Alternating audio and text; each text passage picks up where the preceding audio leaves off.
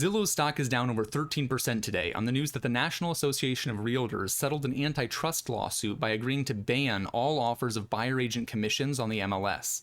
Since Zillow's entire business model is to have buyer's agents buy leads in order to earn the commissions listed on the MLS, the company is going to have to make a major pivot and will likely lose substantial revenue over the coming months. And that's not the only antitrust news affecting the market this week.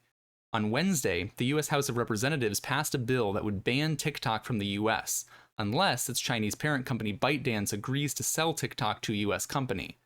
However, even if ByteDance agreed to this, it's unclear what company would be able to buy it, since US antitrust regulators have voiced opposition to any large social media acquisitions. The narrative of heavy-handed government regulation might also be partly what's pushing cryptocurrencies higher. Bitcoin hit an all-time high this week of nearly $74,000. But as much crypto hype as there is, it's still not enough to outhype the current Wall Street darling, generative AI.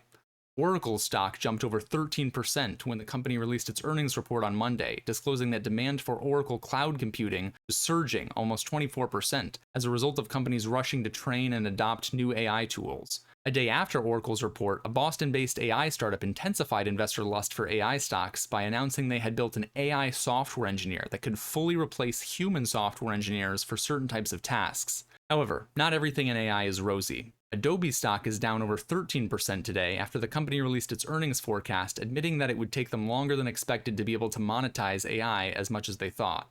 In fact, the entire market might be overhyped right now. The price of gold hit an all-time high exactly 1 week ago.